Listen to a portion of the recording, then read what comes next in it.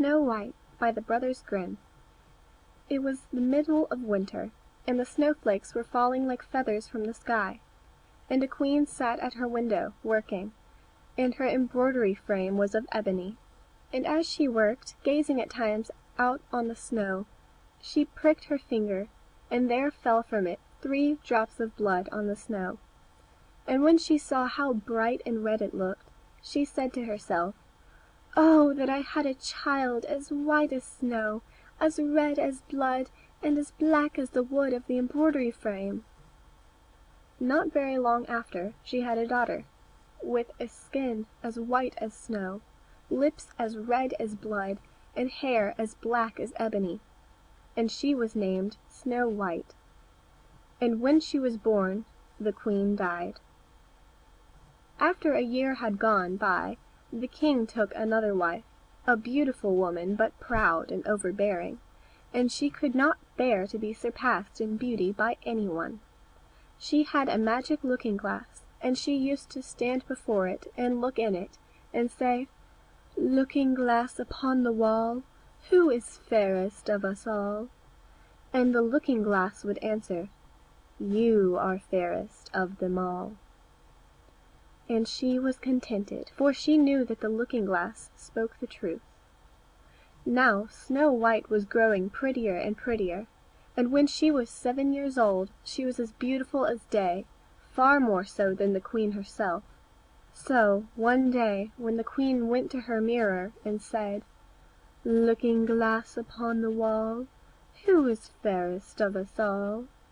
it answered, "Queen, you are full fair, 'tis true, but Snow White fairer is than you."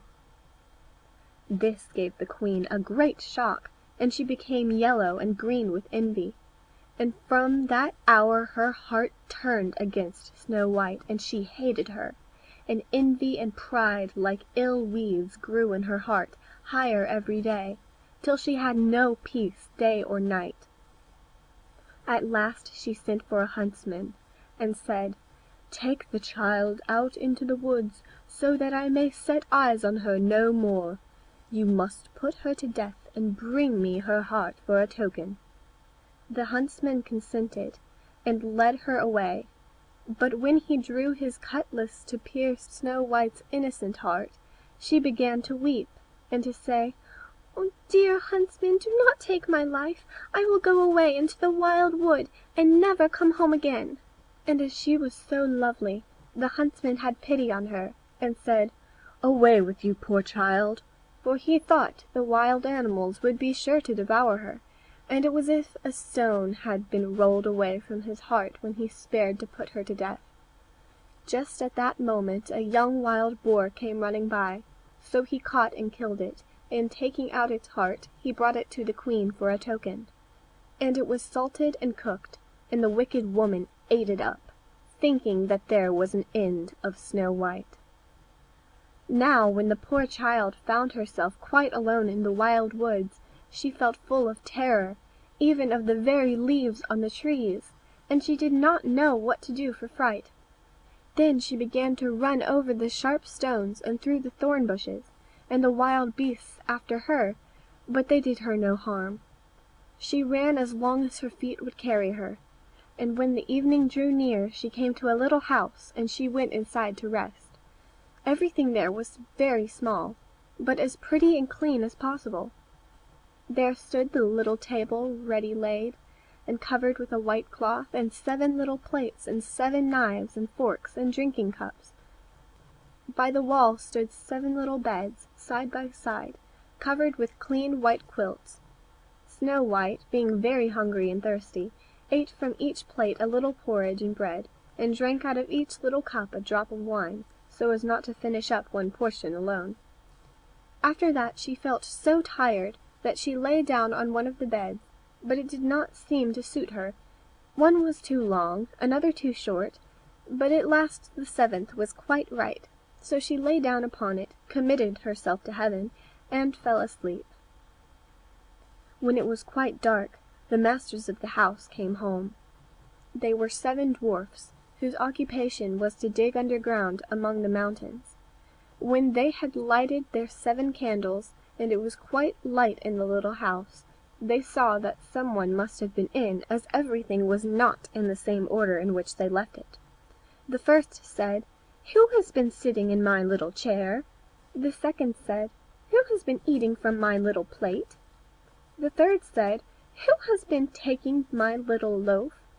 The fourth said, "Who has been tasting my porridge?" The fifth said, "Who has been using my little fork?" The sixth said, "Who has been cutting with my little knife?" The seventh said, "Who has been drinking from my little cup?" Then the first one, looking round, saw a hollow in his bed, and cried, "Who has been lying on my bed?" And the others came running, and cried, "Some one has been on our beds too." But when the seventh looked at his bed, he saw little Snow White lying there asleep. Then he told the others, who came running up, crying out in their astonishment, and holding up their 7 little candles to throw a light upon Snow White. "Oh goodness! Oh gracious!" they cried. "What beautiful child is this?" and were all so full of joy to see her that they did not wake her, but let her sleep on. And the 7th dwarf slept with his comrades, an hour at a time with each, until the night had passed. When it was morning, and Snow White awoke and saw the 7 dwarfs, she was very frightened. But they seemed quite friendly, and asked her what her name was, and she told them. And then they asked how she came to be in their house. And she related to them how her stepmother had wished her to be put to death, and how the huntsman had spared her life, and how she had run the whole day long, until at last she had found their little house. Then the dwarfs said, "If you will keep our house for us, and cook and wash, and make the beds, and sew and knit, and keep everything tidy and clean, you may stay with us, and you shall lack nothing." "With all my heart," said Snow White, and so she stayed, and kept the house in good order. In the morning the dwarfs went to the mountains to dig for gold. In the evening they came home, and their supper had to be ready for them. All the day long the maiden was left alone, and the good little dwarfs warned her, saying, "Beware of your stepmother. She will soon know you're here. Let no one into the house." Now the queen, having eaten Snow White's heart, as she supposed, felt quite sure that now she was the first and fairest, and so she came to her mirror and said, "Looking glass upon the wall, who is fairest of us all?" And then the glass said, "Queen, thou art of beauty rare, but Snow White, living in the glen with the 7 little men, is 1,000 times more fair." Then she was very angry, for the glass always spoke the truth, and she knew that the huntsman must have deceived her, and that Snow White must still be living, and she thought and thought how she could manage to make an end of her, for as long as she was not the fairest in the land, envy left her no rest. At last she thought of a plan. She painted her face, and dressed herself like an old peddler woman, so that no one would have known her. In this disguise she went across the 7 mountains, until she came to the house of the 7 little men, and knocked at the door, and cried, "Fine wares to sell! Fine wares to sell!" Snow White peeped out of the window, and cried, "Good day, good woman. What have you to sell?" "Good wares, fine wares," answered she, "laces of all colors." And then she held up a piece that was woven of variegated silk. "I need not be afraid of letting in this good woman," thought Snow White, and she unbarred the door and bought the pretty lace. "What a figure you are, child," said the old woman. "Come and let me lace you properly for once." Snow White, suspecting nothing, stood up before her, and let her lace her with the new lace. But the old woman laced so quick and tight that it took Snow White's breath away, and she fell down as dead. "Now you have done with being the fairest," said the old woman as she hastened away. Not long after that, towards evening, the 7 dwarfs came home, and were terrified to see their dear Snow White lying on the ground, without life or motion. They raised her up, and when they saw how tightly she was laced, they cut the lace in two, and she began to draw breath, and little by little she returned to life. When the dwarfs heard what had happened, they said, "The old peddler woman was no other than the wicked queen. You must beware of letting anyone in when we are not here." And when the wicked woman got home, she went to her glass and said, "Looking glass upon the wall, who is fairest of us all?" And it answered as before, "Queen, thou art of beauty rare, but Snow White living in the glen with the 7 little men is 1,000 times more fair." When she heard that, she was so struck with surprise that all the blood left her heart, for she knew that Snow White must still be living. "But now," said she, "I will think of something that will be her ruin." And by witchcraft she made a poisoned comb. Then she dressed herself up to look like another different sort of old woman. So she went across the 7 mountains and came to the house of the 7 dwarfs, and knocked at the door and cried, "Good wares to sell, good wares to sell." Snow White looked out and said, "Go away, I must not let anybody in." "Oh, but you are not forbidden to look," said the old woman, taking out the poisoned comb and holding it up. It pleased the poor child so much that she was tempted to open the door, and when the bargain was made, the old woman said, "And now for once your hair shall be properly combed." Poor Snow White, thinking no harm, let the old woman do as she would, but no sooner was the comb put in her hair than the poison began to work, and the poor girl fell down senseless. "Now, you paragon of beauty," said the wicked woman, "this is the end of you," and went off. By good luck it was now near evening, and the 7 little dwarfs came home. When they saw Snow White lying on the ground as dead, they thought directly that it was the stepmother's doing, and looked about, found the poisoned comb, and no sooner had they drawn it out of her hair than Snow White came to herself, and related all that had passed. Then they warned her once more to be on her guard, and never again to let anyone in at the door.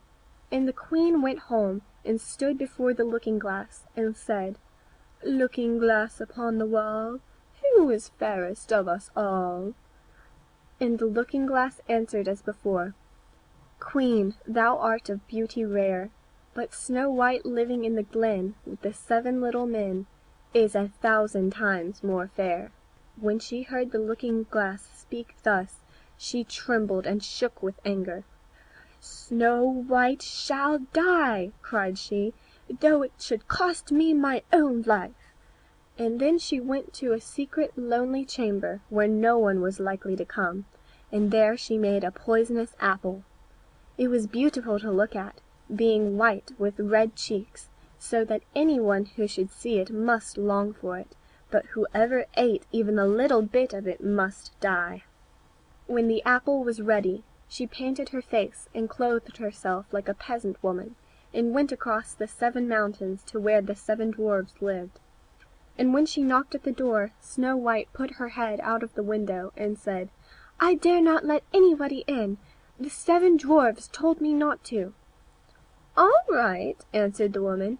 "I can easily get rid of my apples elsewhere. There, I will give you one." "No," answered Snow White, "I dare not take anything." "Are you afraid of poison?" said the woman. "Look here, I will cut the apple in 2 pieces. You shall have the red side, and I shall have the white side." For the apple was so cunningly made that all the poison was in the rosy half of it. Snow White longed for the beautiful apple, and as she saw the peasant woman eating a piece of it, she could no longer refrain, but stretched out her hand and took the poisoned apple. But no sooner had she taken a morsel of it into her mouth than she fell to the earth as dead. And the queen, casting on her a terrible glance, laughed aloud and cried, "As white as snow, as red as blood, as black as ebony. This time the dwarfs will not be able to bring you to life again." And then she went home and asked the looking-glass, Looking-glass upon the wall, who is fairest of us all? At last it answered, You are the fairest now of all. Then her envious heart had peace, as much as an envious heart can have. The dwarfs, when they came home in the evening, found Snow White lying on the ground, and there came no breath of her mouth, and she was dead.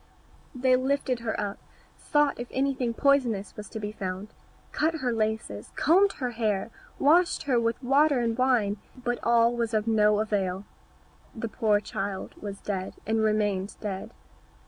Then they laid her on a bier, and sat all 7 of them round it, and wept and lamented 3 whole days. And then they would have buried her, but that she looked still as if she were living, with her beautiful blooming cheeks. So they said, We cannot hide her away in the black ground. And they made her a coffin of clear glass, so as to be looked into from all sides. And they laid her in it, and wrote in golden letters upon it her name, and that she was a king's daughter. And then they set the coffin out upon the mountain, and one of them always remained by it to watch. And the birds came too, and mourned for Snow White, first an owl, then a raven, and lastly a dove. Now for a long while Snow White lay in the coffin, and never changed, but looked as if she were asleep, for she was still as white as snow, as red as blood, and her hair was as black as ebony. It happened, however, that one day a king's son rode through the woods, and up to the dwarf's house, which was near it. He saw on the mountain the coffin, and beautiful Snow White within it, and he read what was written in golden letters upon it. Then he said to the dwarfs, Let me have the coffin, and I will give you whatever you like to ask for it. But the dwarfs told him that they could not part with it for all the gold in the world. But he said, I beseech you to give it me, for I cannot live without looking upon Snow White. If you consent, I will bring you to great honor, and care for you as if you were my brethren. When he spoke so, the good little dwarfs had pity upon him, and gave him the coffin. And the king's son called the servants, and bid them carry it away on their shoulders. Now it happened that as they were going along they stumbled over a bush, and with the shaking the bit of poisoned apple fell out of her throat. It was not long before she opened her eyes, threw up the cover of the coffin, and sat up, alive and well. "Oh dear, where am I?" cried she. The king's son answered, full of joy, "You are near me." And relating all that had happened, he said, "I would rather have you than anything in the world. Come with me to my father's castle, and you shall be my bride." And Snow White was kind, and went with him, and their wedding was held with pomp and great splendor. But Snow White's wicked stepmother was also bidden to the feast, and when she had dressed herself in beautiful clothes, and went to her looking-glass, and said, "Looking-glass upon the wall, who is fairest of us all?" the looking-glass answered, "O Queen, though you are of beauty rare, the young bride is 1,000 times more fair." Then she railed and cursed, and was beside herself with disappointment and anger. First she thought she would not go to the wedding, but then she felt she should have no peace until she went and saw the bride.